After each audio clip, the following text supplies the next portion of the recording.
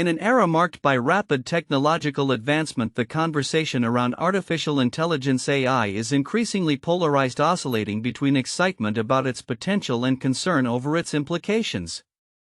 Recent discussions highlight a pressing need for a balanced approach that maximizes benefits while mitigating harms, particularly as AI continues to integrate deeper into various facets of daily life.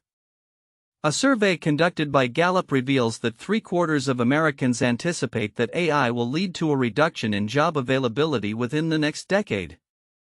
This sentiment reflects a broader anxiety about the impact of AI on employment and the economy.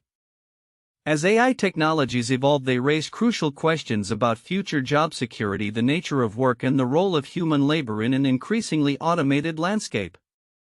In a recent dialogue with Andy Konwinski, co-founder of AI startups Databricks and Perplexity, the nuances of this dilemma were brought to the forefront. Konwinski expressed disbelief at a troubling trend. A promising computer science student had chosen to abandon his studies, convinced that AI would soon render programming skills obsolete. This anecdote underscores a growing fear among the younger generation regarding the longevity of their chosen careers in the face of advancing AI capabilities. The urgency of addressing these concerns lies in the need for transparency in AI development and implementation.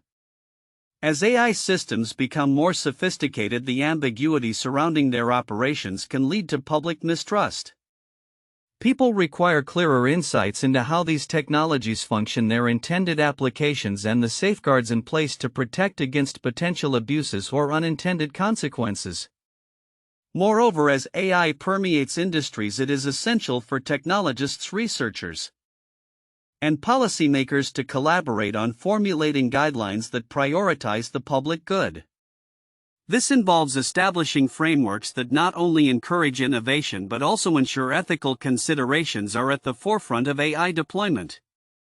By integrating ethical standards into the development process, stakeholders can foster a more responsible approach to AI that aligns with societal values and needs. The conversation surrounding AI cannot merely focus on its capabilities, it must also engage with its implications for equity, privacy, and the future of work. Policymakers must take an active role in crafting legislation that addresses these concerns, ensuring that the benefits of AI are distributed equitably across society. This is particularly vital in an age where technology can exacerbate existing inequalities if not managed thoughtfully. In conclusion, as we navigate the complexities of AI's integration into our lives, the call for a proactive agenda becomes clear. Maximizing the benefits of AI while minimizing its potential harms requires concerted efforts from all stakeholders involved. By fostering an environment of transparency, ethical development, and equitable access, we can harness the transformative power of AI to create a future that serves the interests of all rather than a select few. The road ahead is fraught with challenges, but it also holds the promise of a more inclusive and innovative society should we choose to embark on it wisely. In the heart of winter, communities often seek ways to engage young minds and foster social connections. This February, the Fletcher Memorial Library in Ludlow, Vermont has embraced this spirit with its Winter Storytime program running every Wednesday from 10:30 to 11 a.m. through March. Designed for children aged 5 and under, this initiative serves as a delightful weekly ritual that not only promotes early literacy but also encourages social interaction among peers and bonding among adult caregivers. The Winter Storytime sessions feature a mix of engaging activities including storytelling, songs, and hands-on crafts or science explorations. Library organizers emphasize the program's role in establishing a consistent routine that supports developmental milestones in early childhood. Storytime is a wonderful opportunity for your child to socialize and meet new friends, a library representative noted, highlighting the dual benefits for children and their caregivers alike. The Fletcher Memorial Library's commitment to early literacy aligns with broader educational goals, reinforcing the importance of reading and engagement in young children's lives. Research shows that regular participation in reading activities significantly enhances language skills, cognitive development, and social-emotional growth. By providing a nurturing environment for storytelling and interactive play, The library aims to cultivate a love for reading that can last a lifetime. The Winter Story Time program is just one of many events hosted by the Fletcher Memorial Library, which continues to serve as a community hub in Ludlow. The library's efforts reflect a growing recognition of the value of such programs in fostering community bonds and supporting families during the long winter months. As this season unfolds, it will be interesting to see how the library builds on the success of Winter Story Time and what new initiatives it may introduce to further enrich the community's cultural and educational landscape. The emphasis on early literacy and social connection is a promising sign that the library will continue to play a vital role in nurturing young minds and fostering a sense of belonging in an era where the intersection of technology-wildlife conservation and environmental awareness is more critical than ever. Recent reports shed light on intriguing developments. From the affectionate behaviors of male koalas to alarming findings about microplastics in the human brain, these stories not only captivate but also underscore the complexities of our relationship with nature and technology. A study by Deakin University's Darcy Watchorn has brought to light unexpected social behaviors among male koalas in southern Victoria's Cape Otway.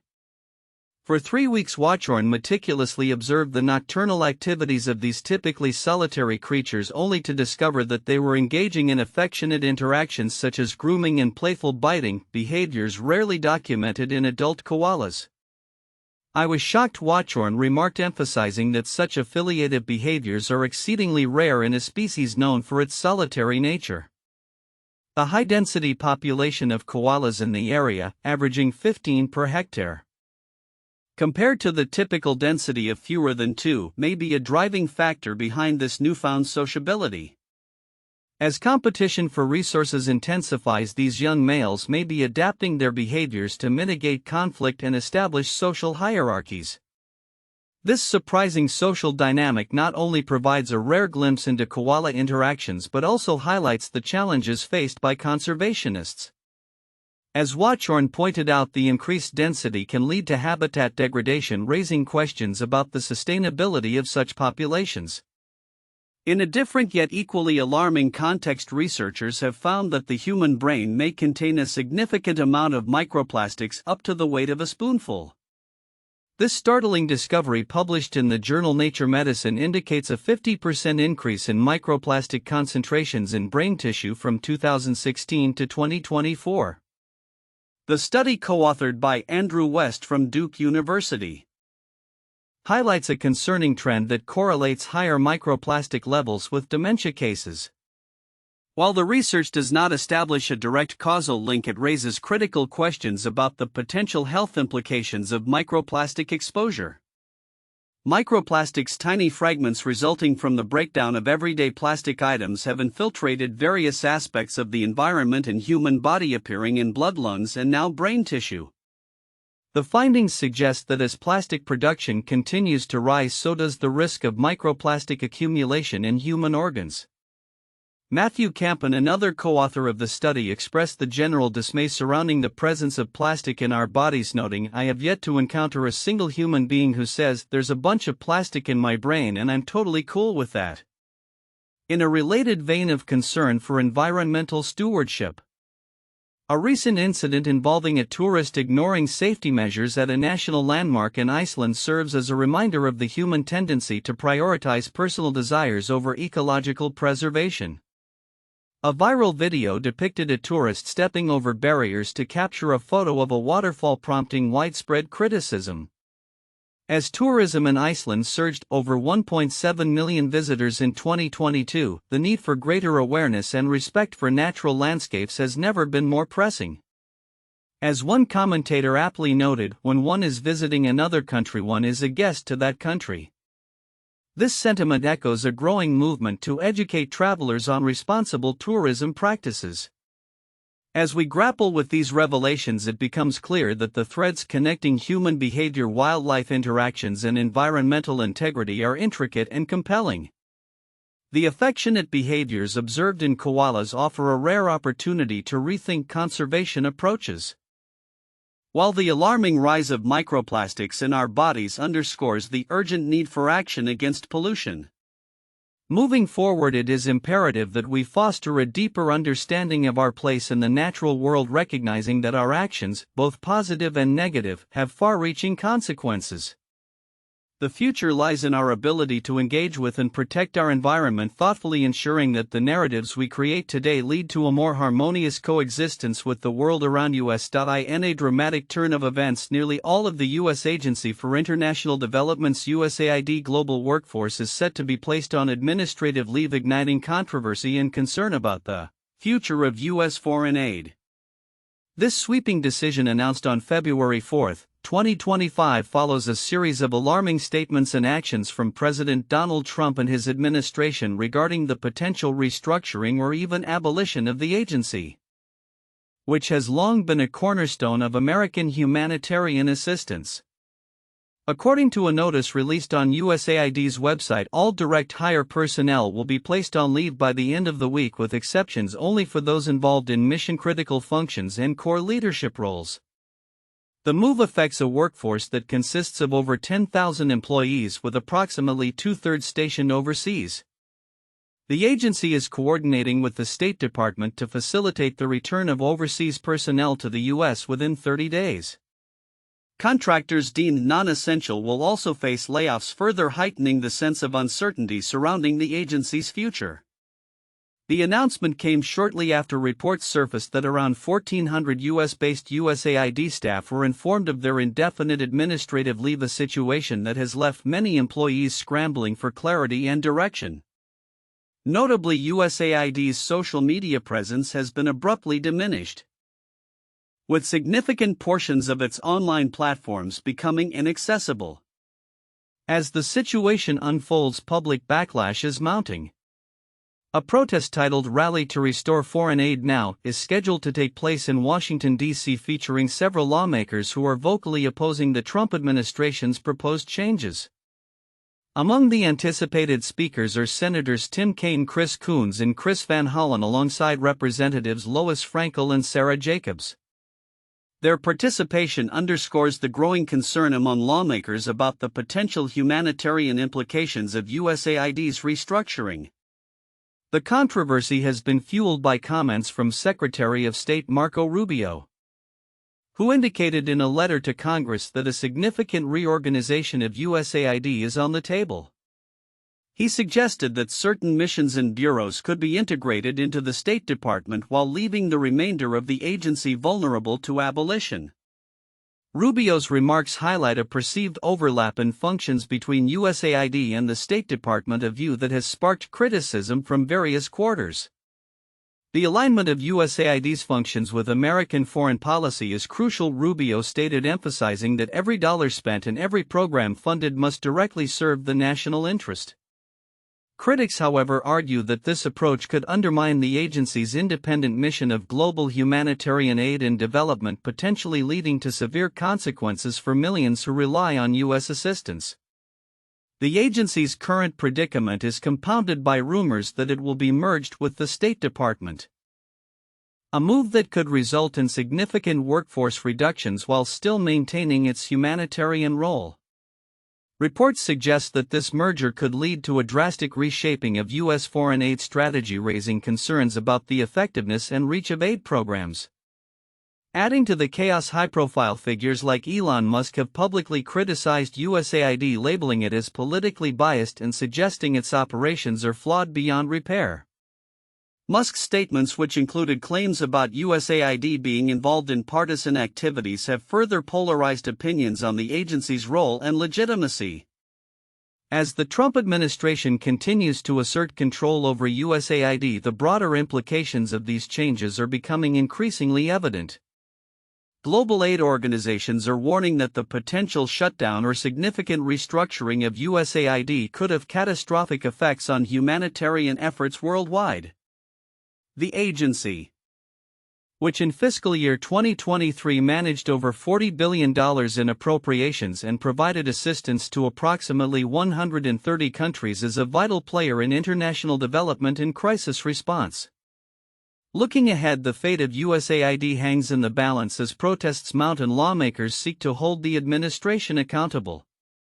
The coming days will be critical in determining whether the agency can maintain its operational integrity or if it will succumb to the sweeping changes proposed by the current administration. As the situation evolves, the humanitarian community watches closely, acutely aware of the stakes involved for millions of vulnerable populations relying on U.S. assistance. In an age where social media reigns supreme, a new wave of high school athletes is transforming the traditional landscape of endorsements and brand partnerships. No longer confined to the sidelines, these young sports stars are cashing in on their popularity, earning substantial sums from brand deals with major companies like Adidas, Nike, and Red Bull. Reports indicate that some athletes can pocket up to $2,000 per post, signaling a significant shift in how brands approach marketing through the lens of youth culture. The endorsement phenomenon has gained traction as more states in the U.S. loosen restrictions on name, image, and likeness nil deals for high school athletes. Currently, 40 states permit these sponsorships, allowing student athletes to monetize their social media followings. While some states such as Alabama and Texas maintain stricter regulations, the overall trend favors a more progressive approach. The rationale for these restrictions often hinges on concerns about the readiness of teenagers for financial windfalls and the potential loss of amateur status. However, as more states recognize the value of allowing young athletes to benefit from their fame, the endorsement landscape is rapidly evolving. Brawley Keller, director of NIL and Business Insights at Opendoors, shed light on the lucrative nature of these deals, noting that young athletes can earn between $500 and $2,000 for a single post. Although these figures pale in comparison to the multi-million-dollar contracts signed by professional athletes, they represent a significant income boost for high schoolers, especially when compared to traditional minimum wage jobs. The appeal of high school athletes to brands lies in their unique connection with fans.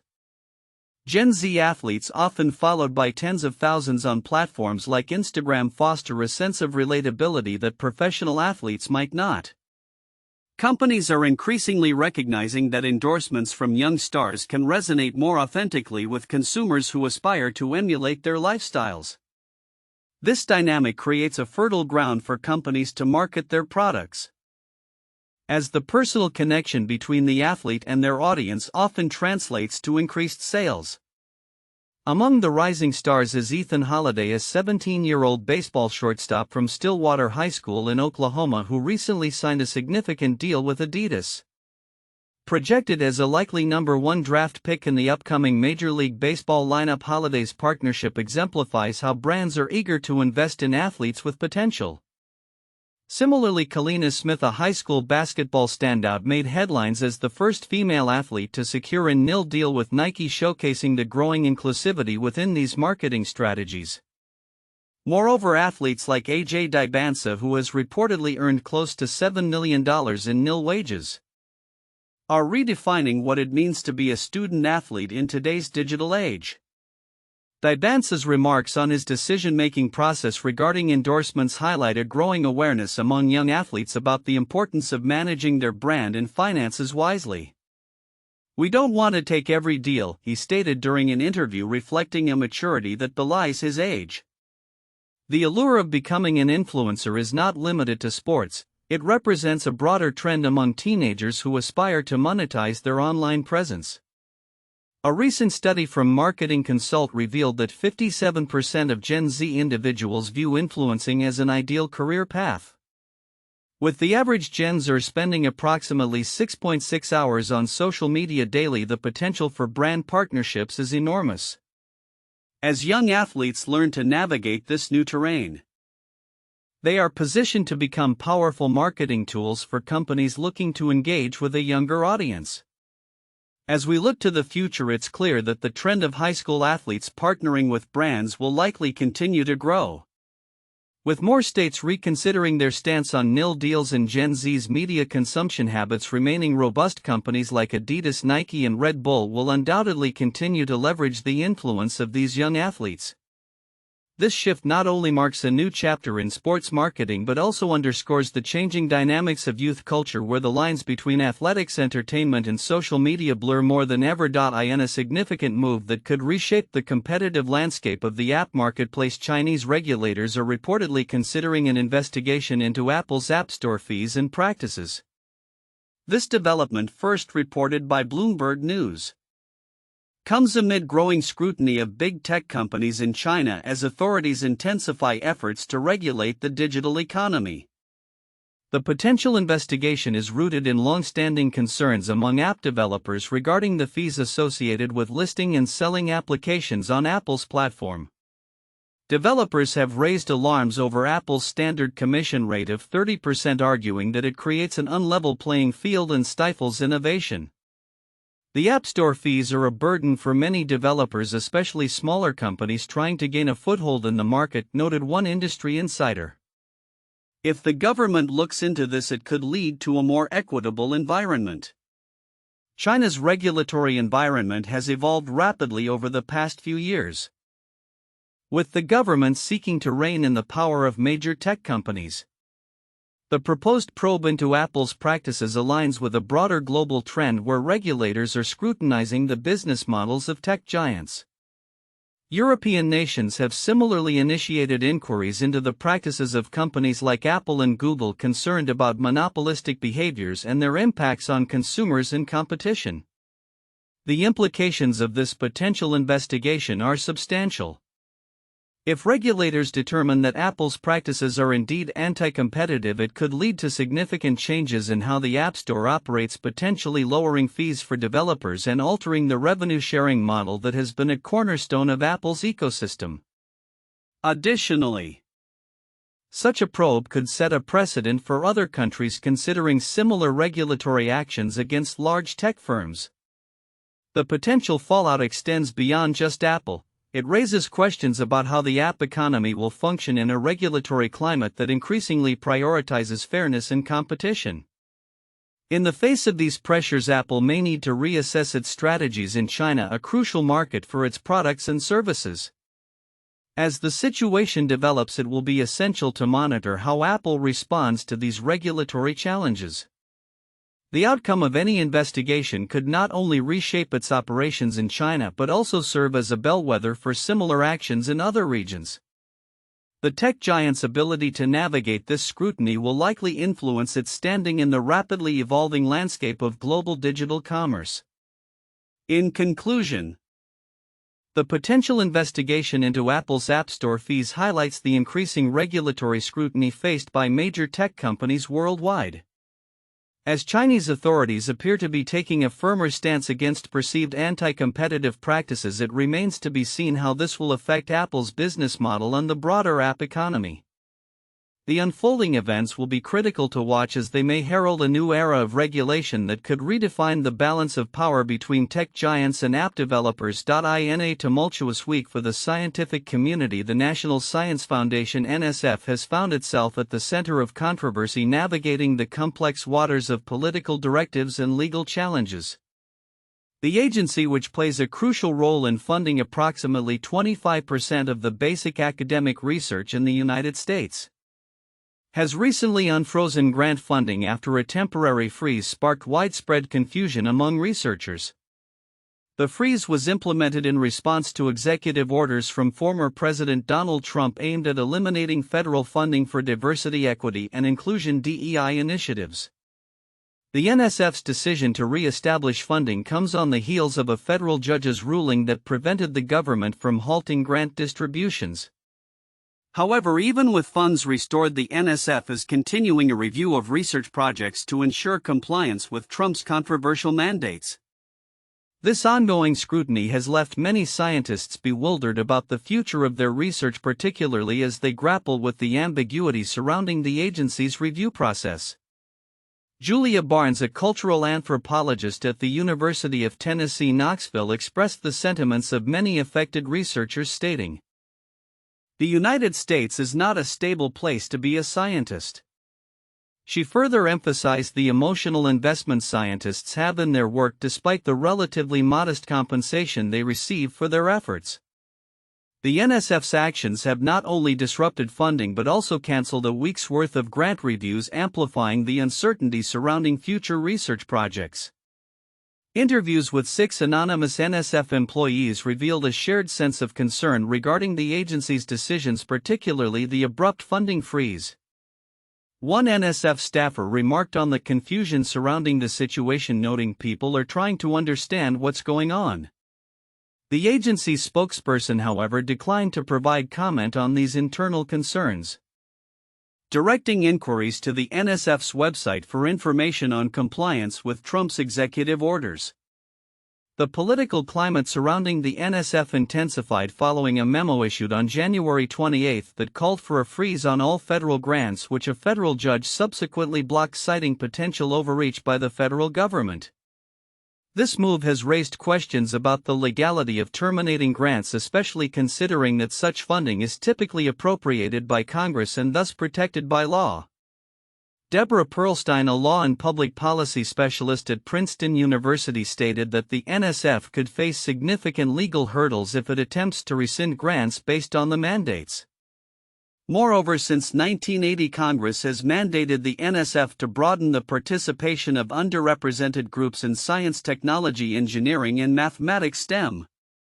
This raises further questions about the compatibility of Trump's orders with the NSF's statutory responsibilities. As highlighted by an anonymous NSF employee who asserted the orders are illegal. The NSF has flagged approximately 10,000 grants for review, with program officers instructed to identify potential violations of the executive orders.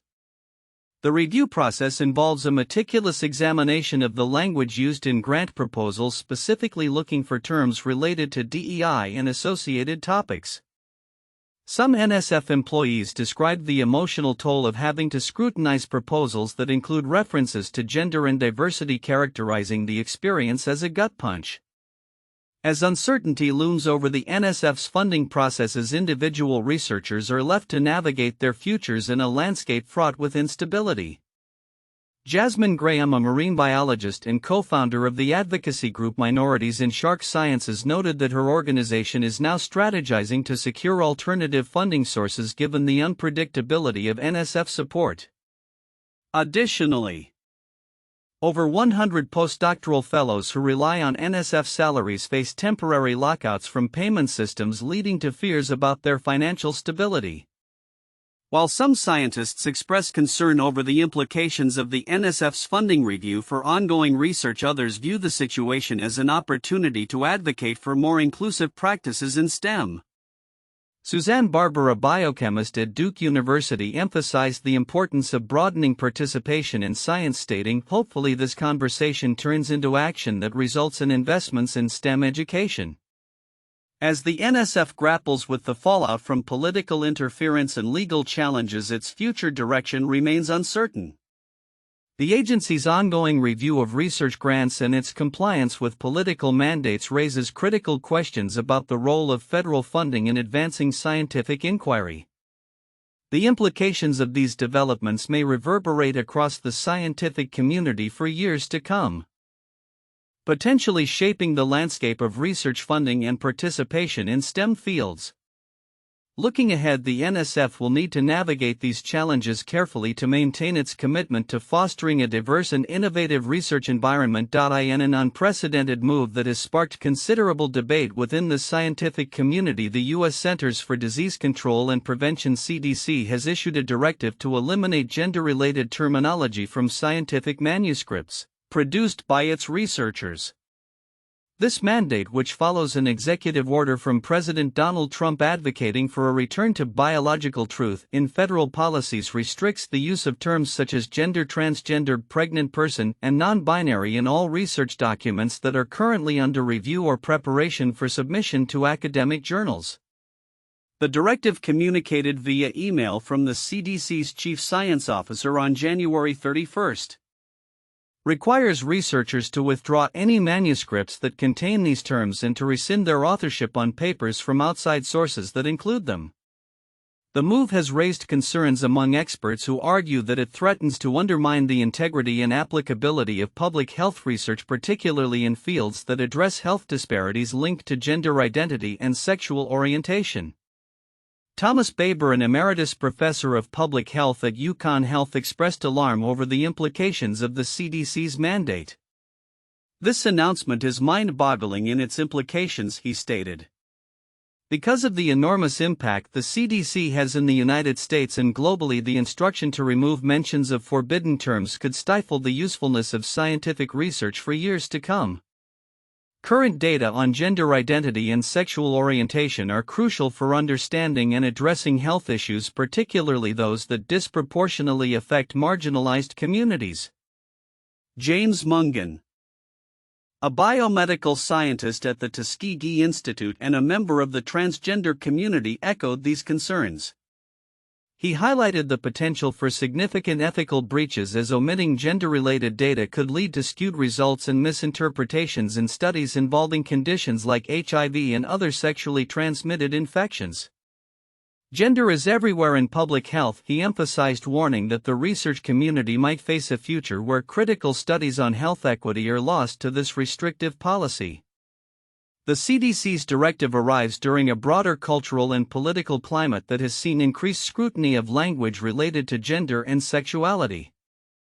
While the agency's intention may be to align with certain ideological stances, the consequences of such a sweeping removal of gendered language could be detrimental to the scientific discourse. Fields that rely on nuanced understandings of gender identity, such as public health sociology and psychology, may find their research significantly hindered. As the policy unfolds, questions remain about its enforceability and the likelihood that academic journals will comply with the CDC's directive. Many journals have their own established guidelines for discussing gender and sexuality, and there is a strong possibility that collaborations between CDC researchers and external authors could become strained or unviable if significant data must be omitted. In conclusion, the CDC's recent directive reflects a contentious intersection of science and politics, raising alarms about the future of public health research in the U.S. As the scientific community grapples with these changes, the potential for a chilling effect on research focused on gender and health disparities looms large. Observers will be watching closely to see how this mandate affects ongoing studies and publications, as well as the broader implications for public health policy and the recognition of diverse identities in scientific discourse. In the fast-evolving landscape of corporate governance, the role of boards of directors in holding CEOs accountable has become increasingly crucial. Despite the pressing need for oversight, many boards have historically hesitated to take decisive action against underperforming chief executives. Recent research by Stavo Pavisevic and Thomas Keel sheds light on how boards can enhance CEO accountability, drawing lessons from military practices that emphasize clarity, transparency, and timely interventions. As companies face challenges, from financial downturns to reputational crises, CEOs often find themselves at the center of scrutiny. However, a troubling trend persists: boards frequently retain CEOs even amid sustained underperformance. Pavisevic and Keel highlight notable examples such as Boeing's Dave Calhoun, who remained in his role despite significant operational setbacks, and Ginny Rometty, who led IBM through years of declining revenues without immediate consequence. This reluctance to act can be attributed to the considerable influence CEOs wield over their boards, particularly when they have substantial ownership stakes or personal relationships with board members. To address this issue, the researchers conducted a comprehensive analysis of 865 U.S.-listed manufacturing firms, revealing that boards with military directors are more assertive in demanding accountability from CEOs. Approximately 25% of the boards surveyed included at least one director with military experience, which appeared to correlate with more decisive actions regarding CEO underperformance. This prompts the question: what can corporate boards learn from military principles to improve accountability? Pavisevic and Keel identified 3 key lessons from military practices that boards can adopt. The first involves clearly defining responsibilities.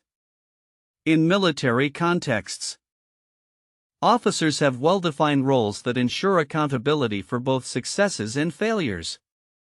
This level of clarity is essential for corporate boards as well. By establishing specific measurable tasks tied to broader corporate goals, boards can better assess CEO performance and foster a culture of accountability. The second lesson emphasizes the importance of transparency in performance evaluations. Military personnel regularly undergo systematic and open assessments, a practice that corporate boards often shy away from due to fears of undermining the CEO's authority. By implementing transparent evaluation criteria and conducting regular reviews, boards can create an environment that encourages honest discussions about performance, ultimately enhancing accountability. Finally, the military's proactive approach to problem-solving, intervening early and decisively, serves as a critical lesson for corporate governance. Boards that allow issues to fester often find themselves facing larger crises. By identifying early warning signs of underperformance and agreeing on a no-surprises policy with the CEO, boards can intervene swiftly to mitigate potential damage. This proactive stance not only protects the organization but also safeguards the CEO's future career prospects. The researchers acknowledge that corporate and military cultures differ significantly, and not all military principles are directly applicable to the boardroom. However, the quantitative and qualitative findings of their study suggest that adopting these military-inspired practices could greatly enhance CEO accountability.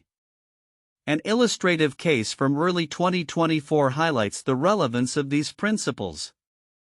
Following a serious safety incident involving the Boeing 737 MAX, the company appointed Admiral Kirkland Donald to its Aerospace Safety Committee. This move was explicitly aimed at reinforcing accountability and transparency within the organization, a clear acknowledgement of the lessons drawn from military governance. As the dynamics of corporate governance continue to evolve, the need for effective accountability mechanisms has never been more pressing. Boards that embrace the principles of clarity, transparency, and decisive action may find themselves better equipped to navigate the complexities of modern business, ultimately fostering a culture of accountability that benefits both the organization and its leadership. Looking ahead, the integration of military-inspired practices into corporate governance frameworks could reshape how boards approach CEO oversight, ensuring that accountability becomes a strategic advantage rather than an afterthought. As organizations strive for resilience in an unpredictable market, the emphasis on these foundational principles may well prove essential for sustainable success. In a dramatic turn of events that has drawn widespread criticism from lawmakers and watchdog groups, Elon Musk's recent actions to assume control of the U.S. Treasury Department's payments system have been labeled by some as tantamount to a coup. The controversy stems from Musk's attempts to implement significant changes within the federal payment infrastructure, a move that has raised alarms about privacy, security, and the potential for political motivations behind the initiative. Musk, the world's richest person and an unpaid advisor to President Donald Trump, has been tasked with leading the newly established Department of Government Efficiency, which is aimed at streamlining government operations. However, critics argue that his methods may compromise the integrity of sensitive data and the management of taxpayer funds. Lindsay Owens, executive director of the Groundwork Collaborative, expressed these concerns succinctly, stating, "If we were watching this happen in Venezuela or Malawi and we saw a billionaire seize the money supply in the checkbook of the government, we would call it a coup." Senator Ron Wyden, a prominent voice in the backlash against Musk's actions, detailed a concerning scenario in which Musk allegedly dispatched inexperienced programmers from his company Doge to the Treasury Department. These individuals reportedly coerced career civil servants to grant them unfettered access to the payment systems which disperse trillions of dollars annually for essential programs like Social Security and Medicare. Wyden revealed that the Doge operatives effectively forced out David Lebrick, the Treasury's top civil servant, after he resisted their demands. "This is an extraordinary and unprecedented breach of national security," Wyden stated, highlighting the risks posed by individuals lacking the necessary qualifications and oversight now controlling sensitive information. Reports indicate that these operatives accessed personal data of hundreds of millions of Americans, including bank accounts, social security numbers, and other critical information. Musk on his part defended the actions of his Doge team, claiming that career Treasury officials were complicit in approving fraudulent payments and that urgent reform was necessary. He took to social media platform X to assert that the Treasury Department had been operating unlawfully, posting career Treasury officials are breaking the law every hour of every day. In response to the escalating controversy, a coalition of Democratic lawmakers has pledged to counter Musk's influence. They are urging Treasury Secretary Scott Bessent to revoke Doge's access to the payment system, warning that failure to do so could lead to legislative actions designed to curtail such external meddling in government operations. Senator Elizabeth Warren echoed these sentiments, emphasizing the potential for catastrophic financial consequences stemming from the sidelining of experienced officials like Lebrick, who plays a critical role in managing the Treasury's functions during times of economic uncertainty. The implications of Musk's actions extend beyond just the immediate political backlash. Experts in privacy and cybersecurity have voiced concerns about the unprecedented access his personnel now have to sensitive data which could be exploited by adversaries. John Davison, director of litigation at the Electronic Privacy Information Center, described the situation as an extremely irregular, unprecedented act of seizing critical systems, raising alarms about the future of data protection within government entities. In a further twist, the Office of Personnel Management (OPM) has proposed reclassifying the role of Chief Information Officer (CIO) within federal agencies, a move that appears aimed at injecting more political appointees into key technical positions.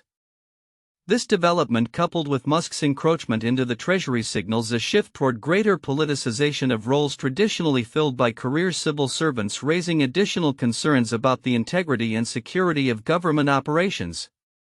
As tensions mount and the debate surrounding Musk's actions intensifies, the future of the Treasury Department's payment systems remains uncertain.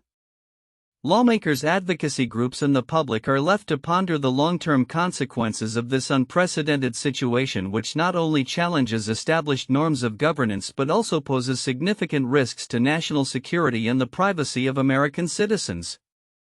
The coming weeks will be crucial as Congress seeks to address these issues, and as the implications of this unfolding drama continue to ripple through the political landscape. In an era where geopolitical tensions are increasingly at the forefront of international discourse, the Hamilton Lugar School of Global and International Studies at Indiana University is set to host a remarkable engagement featuring retired Ambassador Daniel Shields.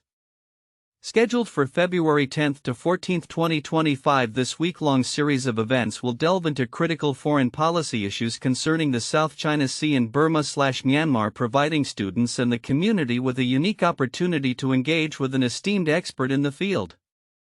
Ambassador Shields, who currently serves as a visiting policy practitioner at the Ford School's Weiser Diplomacy Center, brings with him a wealth of experience from his career in foreign affairs, which began in 1985. His tenure includes significant roles such as U.S. Ambassador to Brunei from 2011 to 2014, where he navigated intricate South China Sea issues in conjunction with Brunei's hosting of various ASEAN summits.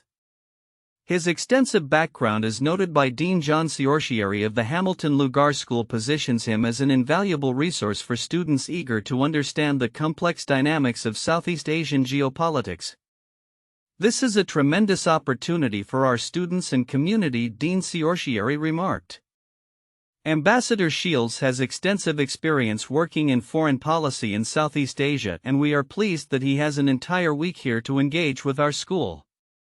Throughout the week, Shields will lead public lectures and interactive simulations, allowing participants to not only absorb theoretical knowledge but also apply it in practical scenarios. Such an approach aligns with the school's mission to integrate international affairs with area studies while fostering civil discourse and public service. The week will kick off with a public lecture titled "Defending the Freedom of the Sea in the South China Sea: Prospects for Diplomacy Through 2030", where Shields will outline the challenges and opportunities for diplomatic engagement in one of the world's most contested maritime regions. Following this, students will participate in a policy simulation that will mimic the 2026 East Asia Summit, offering them a first-hand experience of the diplomatic negotiations that shape international relations. On February 13, Shields will host office hours for students, providing them with a rare chance to discuss their insights and questions one-on-one. The final events will focus on Burma/Myanmar, culminating in another public lecture and a simulation that aims to address the pressing issues facing the region. Jennifer Goodlander, director of the Southeast Asian and ASEAN Studies program, emphasized the importance of these sessions, stating, "This visit provides not just a unique opportunity to learn about two important geopolitical events but to experience the process through the diplomacy simulation." As the world continues to grapple with the implications of power dynamics in Southeast Asia, Ambassador Shields' engagement at the Hamilton Lugar School highlights the critical need for informed dialogue and education on these pressing matters. The insights gained during this week could serve as a foundational experience for the next generation of leaders in international relations. Looking ahead, such initiatives underscore the importance of academic institutions in preparing students to navigate the complexities of global diplomacy, ultimately contributing to a more stable and informed international community. In an innovative leap towards combating lymphatic filariasis, chemist Andres Palencia and his team at the Institute for Advanced Biosciences are exploring the uncharted territory of the worm microbiome. This approach aims to address a parasitic disease that currently afflicts over 110 million people globally, causing debilitating symptoms and permanent disability. Traditional treatments have proven insufficient, particularly for targeting adult worms or being suitable for vulnerable populations, including children and pregnant women. Aiming to develop more effective therapies, Palencia's research pivots away from the worms themselves and focuses on the symbiotic bacteria that reside within them. Palencia's inspiration stemmed from the historical understanding that many filarial worms rely heavily on a specific gram-negative bacterium known as Wolbachia for their survival and growth. "There is a lot of research going on in human microbiota," Palencia noted, emphasizing the significance of understanding microbial interactions not just in humans but also in pathogens. This shift in focus is a strategic maneuver that leverages existing knowledge about Wolbachia's role in filarial infections. Historically, the presence of Wolbachia in filarial larvae was first noted in the 1970s, but it wasn't until more recent studies that researchers began to understand its critical role in the life cycle of these parasites. With this knowledge, Palencia's team developed a novel therapeutic strategy that aims to inhibit Wolbachia's growth, effectively disrupting its symbiotic relationship with the filarial worms. Their promising findings, recently published in Science Advances, suggest targeting the microbiome of pathogens could be a game-changer in controlling parasitic infections. The potential of antibiotics to deplete Wolbachia has been previously demonstrated, however. The broad-spectrum nature of these drugs poses a risk of disrupting the beneficial bacteria in the human microbiome. To overcome this challenge, Palencia's team employed an in vitro model using Wolbachia-infected insect cells for high-throughput drug screening. This innovative approach allowed them to observe the effects of various compounds while minimizing the interference of other microbial activities. After rigorous screening of over 200 boron-based compounds, the researchers identified two candidates, CMPD6 and CMPD9, that significantly reduced Wolbachia populations in the cells. The next logical step involved deciphering their mechanisms of action. Previous research indicated that these compounds target bacterial leucyl tRNA synthetase LURS, an enzyme crucial for protein synthesis. By confirming that the new candidates bind with high affinity to Wolbachia LURS, the research team has set the stage for future clinical applications. As these compounds exhibit specificity that could spare the human microbiome. "This is a good piece of work that adds to the field," remarked Eric Carragata, a mosquito microbiologist at the University of Florida. He noted that the exploration into microbiome targeting strategies is a burgeoning area of research that could yield significant advancements in understanding worm-pathogen interactions. Despite the optimism, Karagata cautioned that further studies are essential to evaluate the safety and efficacy of the compounds in mammalian systems. Palencia expressed hope for the future, citing previous instances where boron-based compounds have shown low toxicity in clinical trials. With the groundwork laid, his team is eager to initiate clinical trials within the next few years, potentially marking a significant breakthrough in the treatment of lymphatic filariasis. As the research community continues to unravel the complexities of host-microbe interactions, the implications of Palencia's work could extend beyond filariasis, paving the way for novel therapeutic strategies against a range of parasitic infections. The exploration of microbiomes not only highlights the intricacies of these relationships but could also lead to more targeted and effective treatments, improving the quality of life for millions affected by such debilitating diseases.